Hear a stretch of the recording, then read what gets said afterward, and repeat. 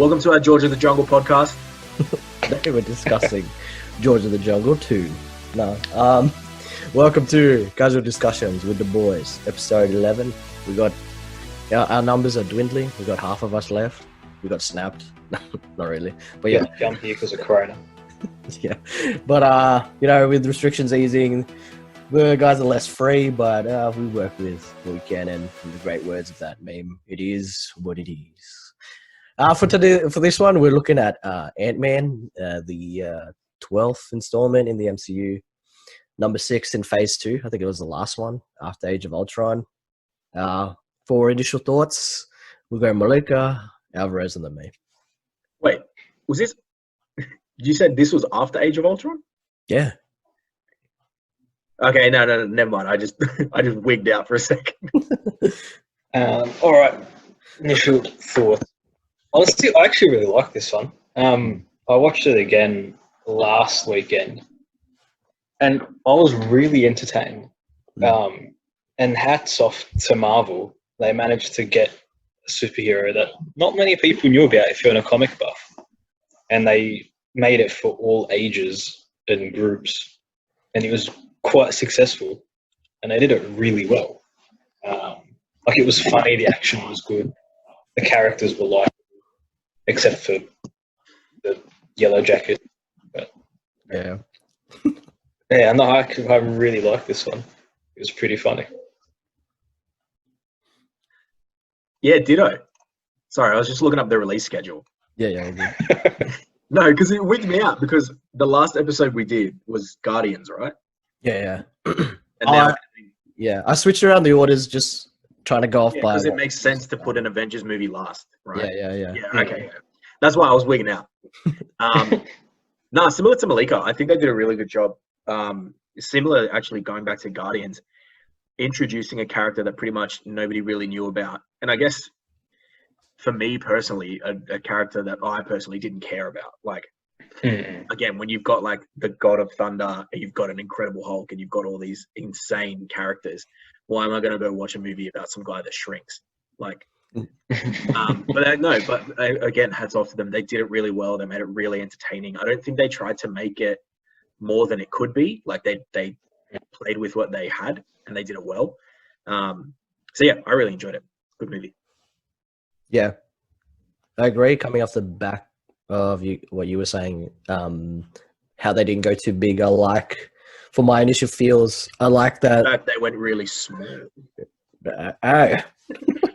And they went to. I like the grounded approach of this one, especially coming off Age of Ultron, Guardians, like you said, Should have been an ant.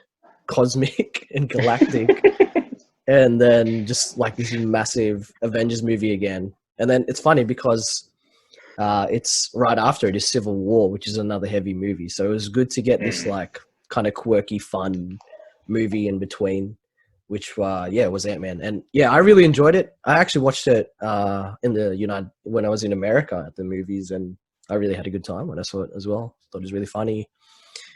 I did my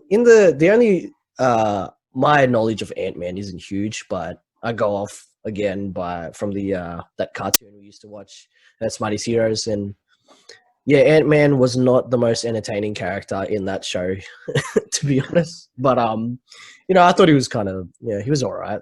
He had his place on the team, but yeah, he wasn't all that exciting, if we're being honest. But yeah, in this movie, I think it was a good idea to go. They kind of just skipped over Hank Pym and went straight to Scott Lang, who they cast as Paul Rudd, which was a really good casting. Yeah, it was done. That skip over for me was done really well. It was what other studios that shall remain unnamed aren't doing well with their origin stories. Call them out. Might as well. DC, I'm talking to you. If you're watching DC, just Never mind. DC CEO. We'll post this. We'll post it on Reddit and see if Henry Cavill watches this. Yeah, no, they did it really well. Where it's a relatively unheard of character, and they've given you the original version of him and the new version in the same movie, and you don't leave it going, I'm confused or I don't really get what's going on here, you go out going, yeah, that's really good. I know all I need to know about the character. Which I think Stretching the runtime. in itself, I think is a bit of a smart move as well, because they can essentially they acknowledge the fact that, hey, this character is not going to be the original Ant-Man, so don't expect us to stay strict to source, right? They're like, Hank Pym's there. We acknowledge that he's the original, but he's not the one that we're focusing on. We're focusing on Scott Lang. Yeah. So don't even try to come at us with, that doesn't match the comics, because we're not trying to. Yeah. It was the first time you kind of see that whole passing of the torch thing in Marvel. You kind of have it now with Tony to Spider-Man, or potentially to that kid, but this one, it's like the actual name of Ant-Man was passed on to the next guy, which was Scott Lang. So Hank Pym was Michael Douglas. That was great. Yeah, Fitzy said that apparently he joined the movie because he wanted to get more experimental with his acting. The guy's like 100. How much more experimenting? Yeah, but then again, I think most of his movies are really very serious, and whatnot. So to come to a Marvel movie, which is kind of aimed at all audiences, is kind of different. But even then, I wouldn't say his character, his character was still a pretty serious character. I wouldn't say that he was still himself. Most of or any of the comedic relief really came from Michael Douglas. Yeah. He had little quips. Yeah. He had little bits here and there. His character, Which I'm pretty sure I guess for him, I guess for him could be a massive step from what he used to. Oh, true. Yeah, the people he's working with. Yeah, but I did like that serious element he kind of added as the mature, veteran Ant-Man in a sense. Veteran Ant-Man. How many ant puns can we make in this podcast? Well, we'll wait till Grant Man comes on. Okay. Anybody missing Caleb Hant? Z? That was such a reach. Oh my gosh. All right. So Paul Rudd, had you guys seen him in anything else before this movie? Notable. I don't think so. Well, not that I realised it was him. Yeah, that one movie, I honestly can't remember the name, but he gets arrested and he has to do community service, and he ends up working with a bunch of he works with these 2 kids, I think 2 or 3 kids. It's like a comedy movie. Hang on, give me a sec. Wait, are you talking about Drill Bit Taylor? No. Okay, good. Because that's Owen Wilson. Oh, that's Owen Wilson anyway. Can't wait for the dedicated podcast on Owen Wilson. Similar thing. The only thing I could at the time, I'm pretty sure it was Anchorman. But he was. Was he in that? Yeah. I didn't even realize. He has that perfume that smells like just turd. Role Models. That's what I'd seen him in. Yeah. And he's like, it works 100% of the time, 60% of the time or something. Role Models. So. He doesn't have. Well, in this, he carried it well. Night at the Museum? What was he in that? I have no idea. Such a random filmography. But yeah, he's known for his stuff on SNL. He's a comedy actor. He's really good in it. So to put him in a main action Marvel movie is something. Apparently, Rami Malek was also in Night at the Museum. Yeah, he was the Pharaoh. That's what catapulted him to play Freddie Mercury. That's right. He was the Pharaoh in that. That guy just looks like a villain in real life. I'll stay tuned for our Night at the Museum podcast as well. You've got your resident crossover with Brendan Fraser, so it makes sense. Night at the Jungle. Paul Rudd, he got jacked for this movie. I remember there's I was actually surprised. I didn't know he could. I guess it would be pretty easy for him. He's not a big, huge dude like Chris Pratt or anything. So I can't imagine it. Oh, it'd still take work, but he was just following the Marvel male stereotype. They're all jacked. I mean, after Chris Pratt had his glow up, you kind of have to follow that up. What's your excuse after that? Yeah, really. I think what gets to me is the fact that these guys, like him and Chadwick Boseman, Robert Downey, they're all like they're like 40 years old. Look at And Stallone. They're getting 60 something. I didn't realize Chadwick Boseman and Robert Downey Jr. were the same age. yeah. I wouldn't have picked that at all. Oh, what? So weird. All those like say black don't crack. Yeah. Wait, I think he's older, all right. No, Robert Downey Jr. is 55, dude. What? Yeah. No, but I mean, like when he started on Iron Man, he was around 40-ish. Oh, right. Yeah, so like, and he didn't get as big, but Yeah, Chadwick Boseman is 42 years old. Mm. Yeah, it's a big difference. And who else are we talking about? Paul Rudd. Yeah. The actual guy who we should be talking about. Paul Rudd is 51 years old. Yeah. Yeah. Oh, wow. Wild, dude. He does not look that at all. No. Yeah, right. In the cartoons, Scott Lang is very different to how he is in this movie. In the cartoon, he's just very serious. Like, it was a similar situation. It was always wrong place, wrong time. That's why he's in prison, but he's not actually a bad guy. He's just trying to help his daughter in the cartoon. But he was very, like, I don't know, very just depressed. Whereas in this one, Paul Rudd is just complete other end of the spectrum. Well, it's interesting how, because I didn't watch that cartoon when I was younger, but how were the other characters portrayed, like Thor, Iron Man, and all that kind of stuff? Because obviously now, like, the Marvel formula is sort of a blend of action and comedy, and we're doing them really well. But how are they portrayed in I guess other sources?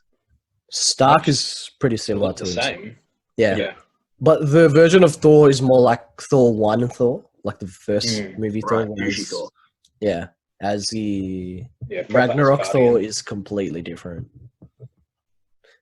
And then Ant-Man, actually Hank Pym, yeah, he was kind of the main one. Like, you don't really get Scott Lang at all.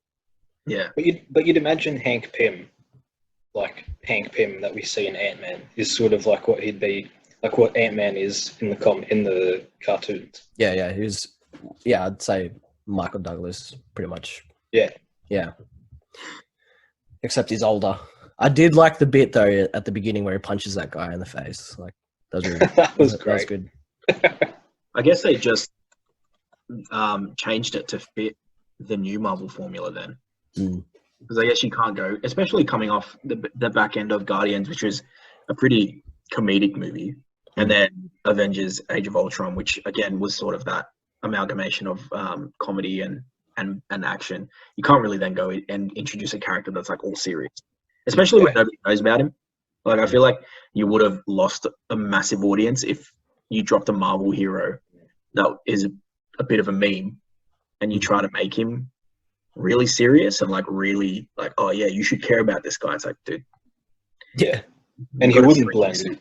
Yeah. He wouldn't blend with the Avengers. No, like, that's not the character that the Avengers needed. They needed the Paul Rudd. Yeah. Addition. Yeah, so the casting choice made it easy to blend him into their universe of, you know, mix of can get serious if he needs to, but also add that lighthearted humor to it. I'm not gonna lie, one of my favorite parts of the movie is the sidekicks. Which one? T.I. T.I. and the Russian dude. I love them. Nah, Luis, man, he's the best. Oh, yeah, yeah. The three of them, the trio's awesome. His storytelling is the best. I feel like that is something that they did really well, and like actually really makes me like watching the movie, even though I know what's coming. Like, him retelling the stories and them lining that up so well, that was really creative. I really, really like that. It was just, it added something so different and like fun to the movie. Yeah. I guess, and something that was outside of the comedy that they'd already done. Yeah. Which I liked.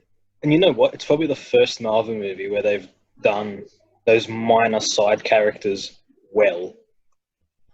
Yeah, we've bagged on the other movies with Thor's Warriors and then the Howling Commandos where they haven't been done properly.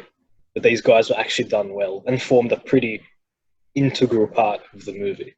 Well, yeah, they had their own, like, especially going towards the end of the movie, they were pretty, like, imperative to the whole thing. Yeah. Like, Yeah, they did that really well. And it's funny because the comparison, like the Warriors 3 Howling Commandos, they're like, I don't know, they're more renowned or well known. These guys are just random thugs. 3 random inmates. Yeah. And they have the a bit more impact, and I don't know. We're drawn to them a bit more than we were with the others. Yeah, I think that's the interesting thing, right? Is like the fact that we're comparing 3 random inmates to 3 renowned warriors from a different bloody universe, and I want to know more about the 3 random inmates than I do about these warriors. Hey, one of them is T.I., so... Yeah, true. Love the yoga. I know everything I need to know about T.I. Are we going to talk about the antagonist? Yellow Jacket. Yeah. Again, like, because this movie was so grounded, I did like that it was just a simple villain, but I wasn't a big fan of him per se. The actor? Yeah. Or just Yellow Jacket? Which Chan's actually said as well. He didn't love Yellow Jack casting, but it was a good villain choice. I think it was a good villain choice. I agree with the whole keeping it grounded thing, but I don't know. I think for me it was sort of a similar case to Ronin, right? It was like another villain that was, I think, good. I think better. I think they did Yellow Jacket a little better than Ronin. I don't know. But it didn't really make me want to know more about him or anything like that. Like, I wasn't interested in Yellow Jacket the same way I wasn't really interested in Ronin. But do you want to know more about Yellow Jacket? That's the thing. As a part of the MCU vision, I don't actually think he's that important. It was just something to bring the character of Ant-Man in. Yeah, no, completely. I completely agree with that. Like, Yellow Jacket, I could never watch. I could watch that movie and never look him up and care about him. You have to look back at it. You don't really care. Yeah. I think Ronin's different in that, like, okay, who are the Kree? I want to know who is Ronin in the Kree. I want to know all that stuff. Whereas Yellow Jacket, Darren Cross, I'm like, okay, cool, he's done, and that's it. That's where I leave him, I guess. Yeah, that's true. Actually, in the cartoon again, Ant-Man takes on the Yellow Jacket. It's like who he becomes after he passes. Like, Scott Lang becomes Ant-Man and Hank Pym becomes Yellow Jacket because he kind of loses it. And, right, interesting. Yeah. Also, quick bit of trivia. In the video where he's showing the Yellow Jacket for the first time, the music playing in the background is a bit from Two Steps from Hell, American Soldier. It's a good bit of music. And it's actually quite hard to find that bit of info on Google. You have to listen for it. Well, were you actually trying to find the music? Yeah. Because I knew the music. I heard it. And then I tried to Google it to confirm, and absolutely nothing popped up. Did they use any T.I. songs for this movie? Surely. I don't think so. That's wild. It's like Fast and Furious when they had Ludacris in there. I'm pretty sure the whole soundtrack was Ludacris. Yeah, that's true. And in that other one, you had those two. Were they Brazilian? Those two guys. Yeah, and then their songs are in it. Yeah. I think just back to Yellow Jacket. The thing too, it's hard to make a good villain now, especially again after Loki, after Ultron, after all these really good villains. It's hard to make. I think the thing with Loki as well is the fact that he got so many chances to come back and develop as a character, right? Whereas a lot of these villains, like a Ronin, like a Yellow Jacket, so far they're just one and done. Yeah. You can't focus too much on them because we also have to focus on the introduction of, let's say, the Guardians, or focus on the introduction of Ant-Man. So we can't delve too much into the villain. And then because it's such a one and done, you're like, oh, okay, well, I don't. Why am I going to go and research him if, like, he's not going to be in any future movies? Yeah. Nah, like definitely. Ronin, dead. Yellow Jacket. Yeah. Integrated. Like. Yeah. I'm definitely not like going out of my way to want more Yellow Jacket, if we're being honest. But I think like it was delivered well enough in this movie in comparison to the way Ronin was. Like, at least Malika didn't get to say it in the previous Guardians. The end fight scene between Ronin and the Guardians was not greatest scene of all time. No, I like Guardians until that one scene. Yeah, no, I agree. The video that scene that scene should have ended in about 2 seconds, where Ronan just fires his staff at Star-Lord and he crumbles into dust. But we did get a showing of like the Power Stone and what it can do. Whereas in Ant-Man, the boss fight was actually really good, like shrinking and then fighting on the train. Yeah, that was cool. That was really cool. Yeah, that was really well very done. well. All the shrinking and growing scenes in Ant-Man were really good. Actually, The fact how they They filmed them well. The way that they made that funny too, like they broke up a serious fight scene with comedy. Yeah. Like when they're fighting on the train and then they zoom out to like real vision and the train just goes and tips or something like that. They did it really, really well. But then like they sort of take you straight back into action fighting, like potential, like Ant-Man's potential going to lose. Even though yeah.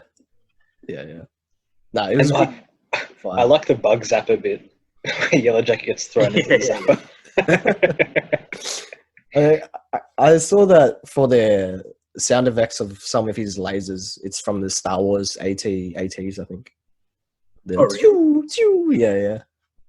Again, because Phase 2 was just like a pure dedication to Star Wars, apparently. I'm surprised that Star Wars don't have like ownership of those sounds, or if they did, like if they do, and like they had to seek rights to use them, how much that would have gone for. Yeah, true. Unless it's just Disney, like you better or else. Well, that's the thing. Was Disney were they all under the Disney banner at that time? Yeah. Yes. 2015. Yeah. No, I guess so they own the rights to it anyway. Yeah, I guess it would have been easier to get away with that. What did we think of the? I actually really liked. I wouldn't say I really liked it, but I like his fight with Falcon. You know when he's going to get the. It's like a really small bit. I don't really care about Falcon, but I like that scene he has. That's all I need. I was like, for me, I'm just like, I don't really care about Falcon at all. I was like, I think the whole being able to shrink while he fights and how they did that was executed really well. Yeah. I just don't care about Falcon. Yeah. It was just a funny scene, like just to get him into the next movie pretty much. Yeah. Actually, that's what I was thinking. The fact that in other movies they are able to enlist sort of, okay, so this is a Thor movie and we're going to have Captain America come in as a cameo, right? And it's like, okay, this is an Ant-Man movie. Who can we afford to bring in as a cameo? Who's the cheapest Avenger? Literally. Who would take Eddie's amount of money for some screen time? Oh man, yeah, I think Marvel's really good at their cameos and name drops. Again, in comparison to DC, they kind of just do it, but there's no effect. It's like I think there's no effect because you're not sure if they're gonna do anything with it. Whereas with Marvel, there's like a purpose to it. Well, we know now, like because of Easter eggs and whatnot, that there's always. Speaking something. of, who was Stan Lee in this movie? A guy at the bar. True. I feel like that's Louise something we missed from story. every movie that we've discussed is pointing out Stan Lee's cameo. Yeah, I always forget it, to be honest. This one, he doesn't even say anything. It's Louise saying, or whatever his name is, saying what he says as he's retelling his story. Yeah. It's good. Yeah, they're fitting his cameos so well. I couldn't tell you which one's my favorite though. There's like so many good ones. Because there's like 20 to choose from. I actually, even though I don't know how we all feel about Guardians 2, but that's probably my favorite Stan Lee cameo because it's the one that was like a fan service because he was in space with all the watches. Yeah, that was really cool. But I think, like, again, without going into too much of Guardians 2, but I think that as soon as that came up, you're like, oh, like, what's happening with the watches? Are they going to incorporate them? Like, and all that kind of stuff. Yeah. I'll get some notes from Fitzy.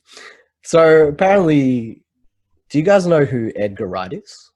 He did like Shaun of the Dead. He's a director that did Shaun of the Dead, Hot Fuzz. Yeah. Is that the bald guy or like semi-bald guy? No. I'm pretty sure he has hair. Anyway, he directed those movies, and okay, I'm thinking of a complete wrong guy. And he was gonna get. I think Marvel just wanted someone to do who'd done comedy movies. Who done? Man, English is my second language. Who had done comedy movies with a background in comedy movies, but able to do a serious script. And Actually, Edgar Wright was going to get experimental with it, but Marvel didn't want that. So they got Peyton Reed, who'd done movies like Yes Man with Jim Carrey. Interesting. And What do you mean? Does it say anything about how, like, what he wanted to do, what Edgar Wright wanted to do? When you say he wanted to be experimental, like...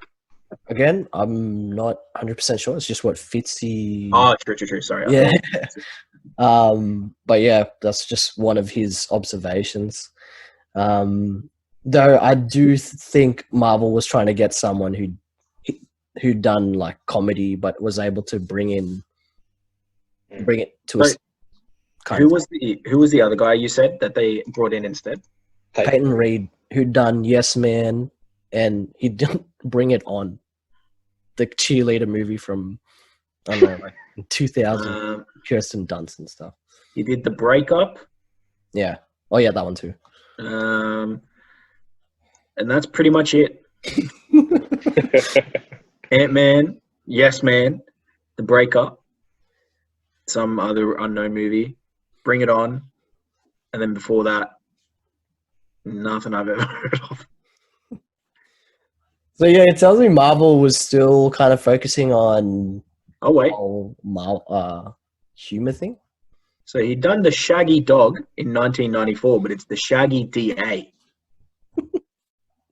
Yeah. So, real strong resume behind old mate. Yeah. But Edgar Wright still wrote the script, so That's all right. yeah. They did a little combo. It really is all right, isn't it, Blake? What did we think of Evangeline Lilly as Wasp? What What the I background. I think we know what Malika thinks.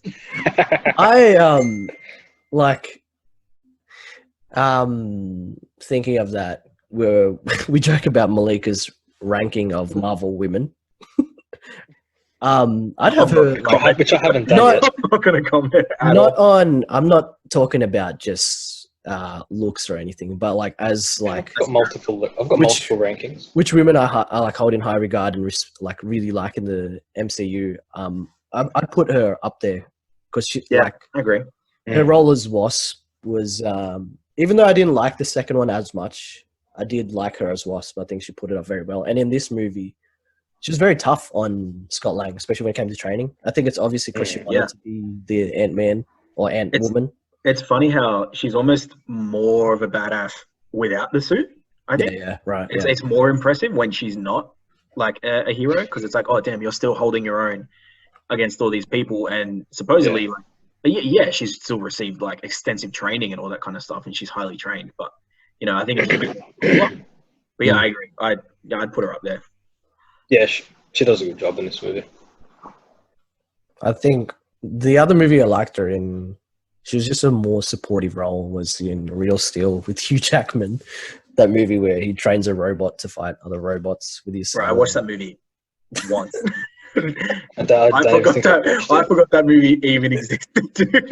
Real Steel, holy crap! It's one of my guilty pleasures. I freaking love that movie. I've watched it way too many times. More recently, she's Toriel in the It's Hobbit like death trilogy. race for me. What? Wait, what? Yeah, I'm sorry. I didn't realize I was talking over Malika. Sorry. Oh, there's like 4 death races, by the way. Yeah, 100%. Oh, right. But the first one's the Yeah. best. Yeah, with Statham, yeah. Yeah. Sorry, Yeah. you were actually making a valid point, Malika. Oh, I was just saying she's Toriel in the new Hobbit trilogy as well. Yeah. Oh yeah, that's right. She's in that. So yeah, it was good casting. You got a badass Very good as a woman. redhead. A badass woman. Fast forward to Middle Earth. We got the introduction of the quantum realm in this, which plays a big part in The second one. obviously Endgame. Which no one realised at this point in time. Right? I do wonder how Chance was able to, because that was one of his guesses, that they were going to somehow use the quantum realm to get everyone out. Oh, but that was all over the internet. That wasn't Chance's guess. No, I guess he was looking into What was it. that? Rumours were What was his everywhere on the what was his internet. actual guess though? We were trying to figure out how they'd get everyone back from being snapped. Hmm. And Did they use the quantum realm? No, they used it to time travel. Right. Okay. Yeah.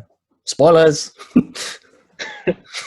Yeah, he was scouring Reddit for rumors and things and theories. Yeah, I was just trying to guess. But yeah, Quantum Realm. That was actually, it sort of reminded me.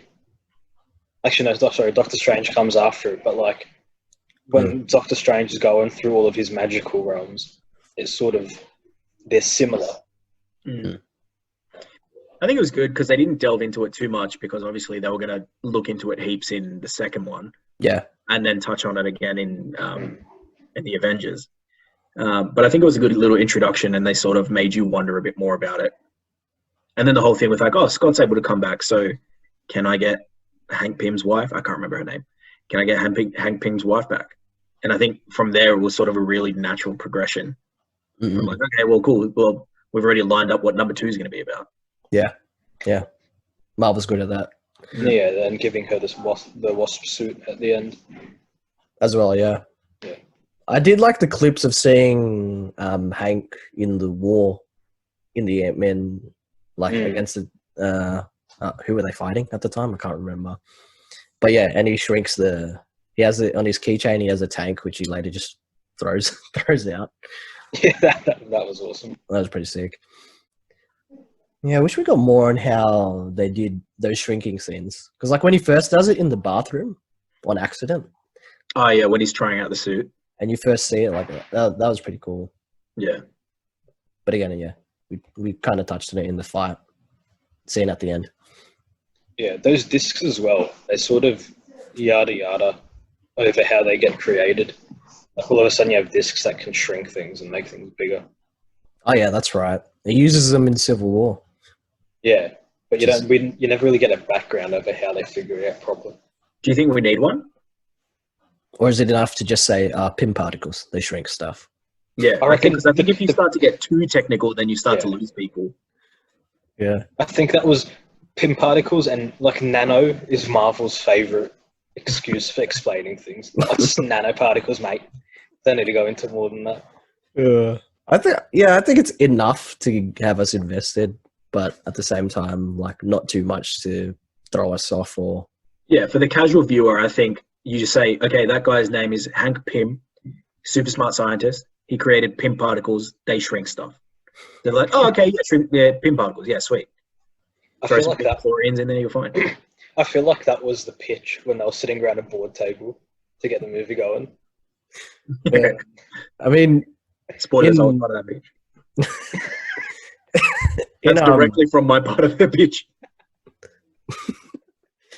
In Avengers, when Bruce and Tony have their dialogue, there's a lot said in it, but not. You have to rewatch it anyway. So I'm sure there's scenes in this where maybe there's things explained anyway where we just probably missed out on or whatever, where they go in a bit more depth into Pym particles or whatnot.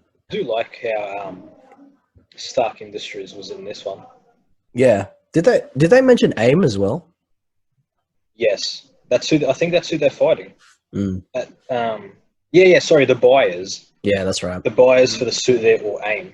Yeah. Oh, and there was another thing I saw recently that one of the buyers was also from the 10 Rings, like the actual 10 Rings, not the fake 10 rings. Sauron.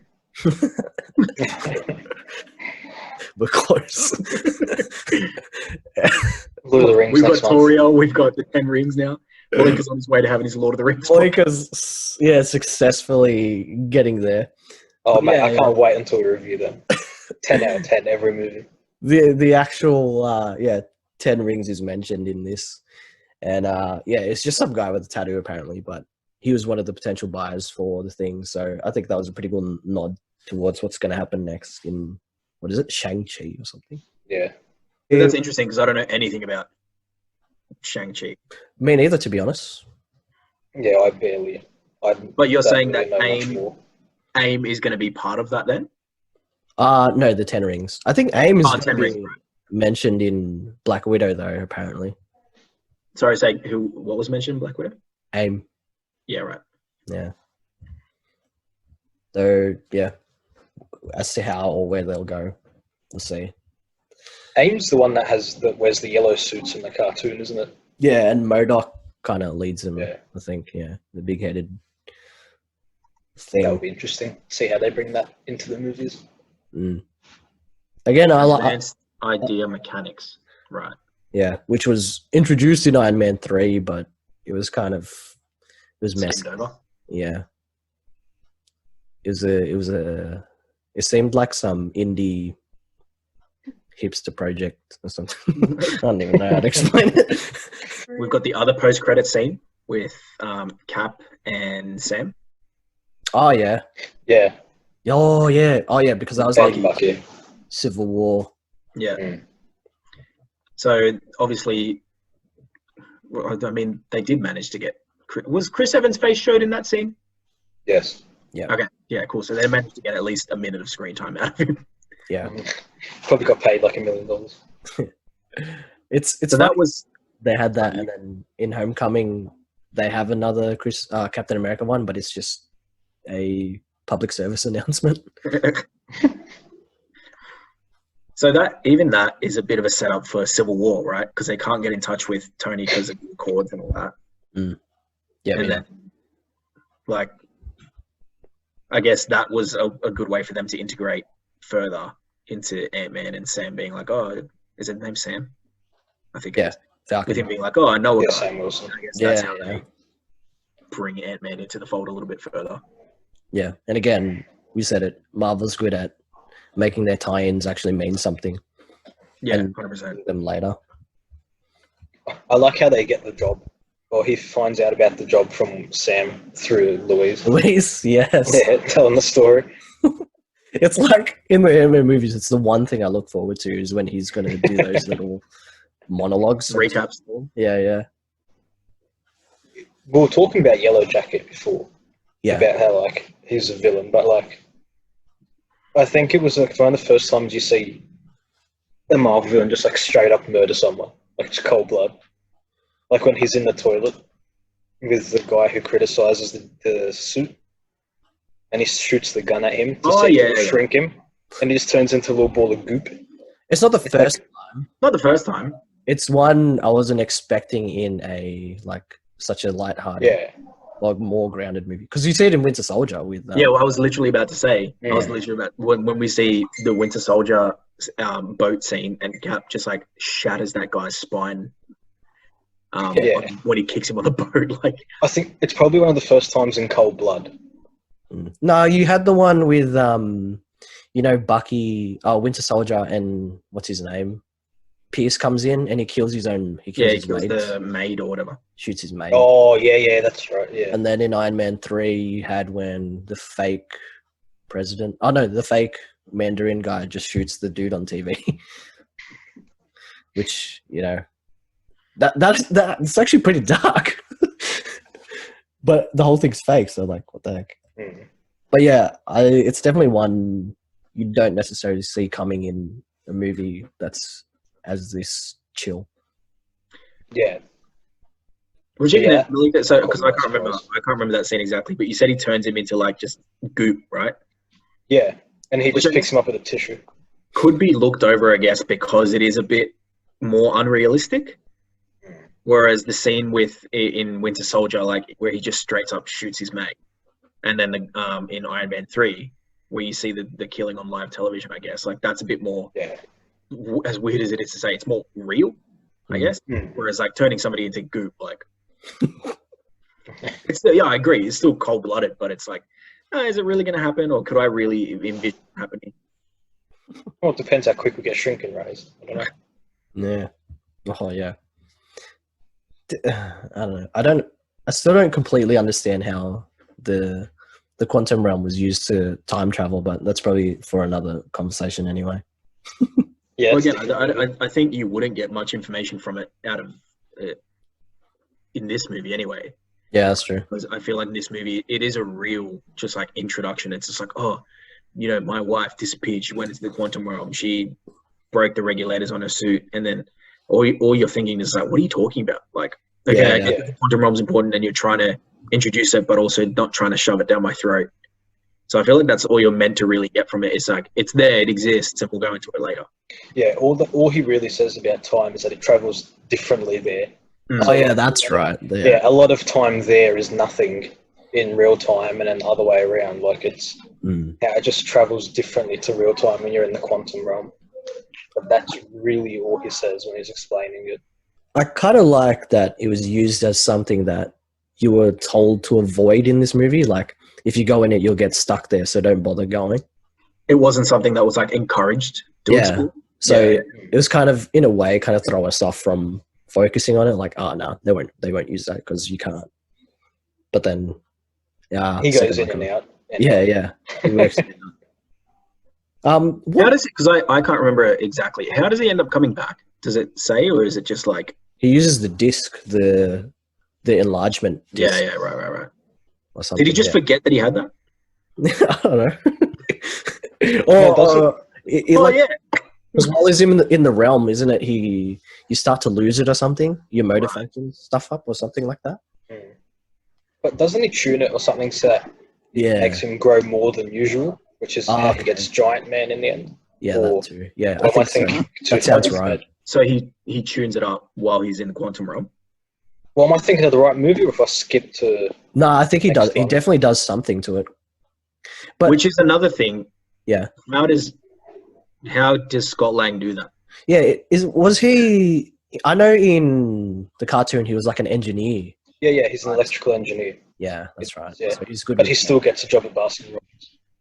Yeah, but even then, right? Like, okay, yeah, you're an electrical engineer. Criminal. It means you've got a bit of brain behind you, but to all of a sudden now be able to re-engineer something that a world-class scientist has done and be like, I'm going to do this, and this will get me out of the quantum realm, which he admits he has no understanding of. Like, I feel like that's a bit far-fetched for me. But in the movie, you see him in his training montage. You see him playing around with the suit and the inner workings. The way he goes to change the regulator and gets told not to. I know how to change a car battery now. All of a sudden, I know how to work pin particles. The way I understand it, again, I'm sorry to any electrical engineers that I just offended. It's kind of reaching. You're all way smarter than me. Because Hank Pym, again, his approach to the quantum realm is not to go in it at all. So he doesn't see any solution of getting out. Whereas, what's his name? Scott Lang's approach is it's fresh, it's new. So he'll try to think of new ways or innovative ways to use the suit and the tech. But again, like as an engineer, how far could that go in real life? In the movie it worked though, so. Can we get a real electrical engineer to join our next podcast? To join the next Ant-Man podcast and talk about the feasibility of breaking down the Ant-Man suit? You got a dropout student if you want. We've got an electrical engineer. We've got a civil engineer. I just work in marketing, so I've got no idea. I can build a computer, but not an Ant-Man suit. Oh, okay, yeah. Computer, yeah. Sick, bro. Thanks. That'll probably get you out of the quantum realm, I reckon. All right. Did you say our sponsor for this episode, Malika's PCs? Use my discount code to get 20% off at the store. Discount code. Rares. Rares. All right. You wanna cap it off? I mean, I don't think there's too much to actually. Yeah. Is there much else to talk about? Well, it's not a deep movie. No, it's not. There's a lot of good stuff that they did, and like they did introduce a couple of things, but I feel like in this movie, if we're trying to stick to this movie, they didn't really go too deep into it, tie it into anything else. Like, no, yeah. I think in comparison to like Thor and Iron Man 3, which was supposed to be huge, this was a nice grounded movie that holds its place a little better than those movies did. I mean, they do have a place, but this one you could appreciate more because it was new and they didn't try to go too big. So I think the fact as well that this introduction movie came at the end of a pretty big, like, of not a pretty big phase, but like the end of a second phase where you've already got so many established characters and storylines. And so it's like you can't really go too deep into much because you've already got so much going on outside of it. Yeah. It's very fresh, this one. All right, so final thoughts, order of initial thoughts. Malika, Rose, Zita. I'll give this an 8.6. Ooh. 8.6, that's high. Big guns. Yeah, I actually really enjoyed it. Like I watched it when it first came out, and I watched it last weekend. Mm. And I really enjoyed it. Yep. Like it gave me sort of everything that I want from a Marvel movie. It had the humor, it had the seriousness, it had the action, which was filmed in a way we hadn't seen before, with shrinking, and that was integrated really well. Or not seen before, like in all Marvel, like all cinema. Yeah. Seen properly in Marvel. The characters were good, the castings were good. So it ticked the boxes for me. Yeah, nice. It's kind of hard for me. I'm now thinking of a rating because I rated it sort of middle ground. And that's not to say that I didn't enjoy it. I think I just enjoyed a lot of other movies more. Mm. And I think the place that they held in the sort of the greater universe, I guess, were a bit more weighty for me in comparison to this movie. So number rating, I think, is kind of weird, right? Because I can't remember what I rated our Phase 1 movies, but I'm pretty sure like there weren't too many of them that broke, or maybe like an 8 or something. I know I gave Guardians an 8.7, I think. Yep. I don't want to give this movie lower than... Because it was a good movie. All right, I'll say an 8. I'll say an even 8. Yeah. You had it 13th, and you had Guardians 6th. Yeah. I'll say an even 8. I was going to say 7.8, but that felt a bit low.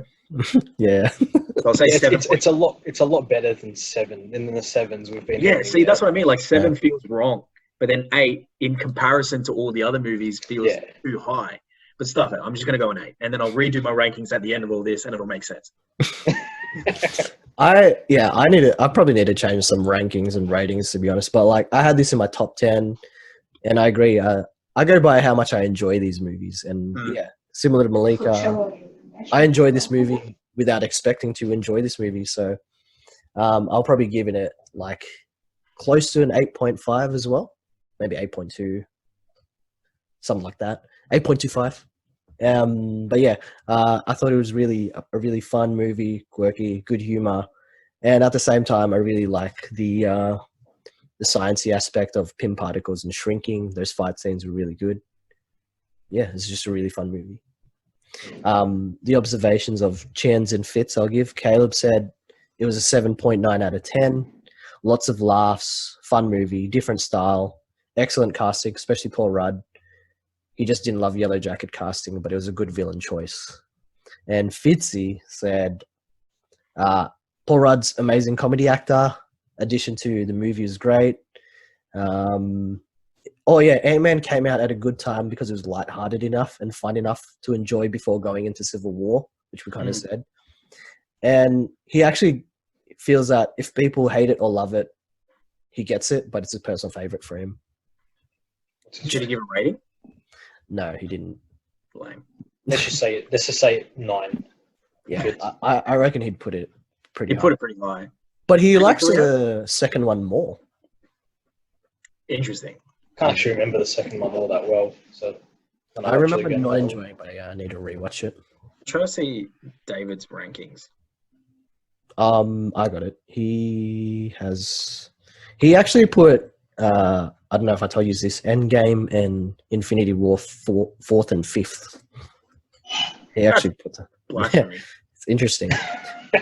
But he has Ant-Man 9th. 9th. Which is strange considering he says it's a personal favorite. Mm. Oh, but then he does put Ant-Man and Wasp. David, you put Ant-Man and Wasp above Black Panther, which again is blasphemy. That is absolute blasphemy. I will hunt you down, Fitz. Yeah, I didn't do that. I put Ant-Man and Wasp very close to the last. Where did I have Ant-Man, Zeta? I don't even remember. You had Ant-Man 13th after Age of Ultron. Yeah, same as me. Fair. I probably wouldn't move it. Mm. Still though, you gave it an 8.7? 8.5? 8.7. 8.7 at 13th.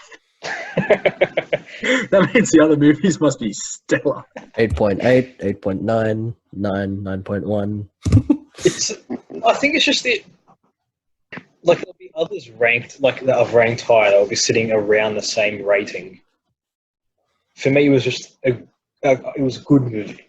It's kind of hard. And there'll be people that don't like it probably or don't agree with me, but like I said, it ticked the boxes for me.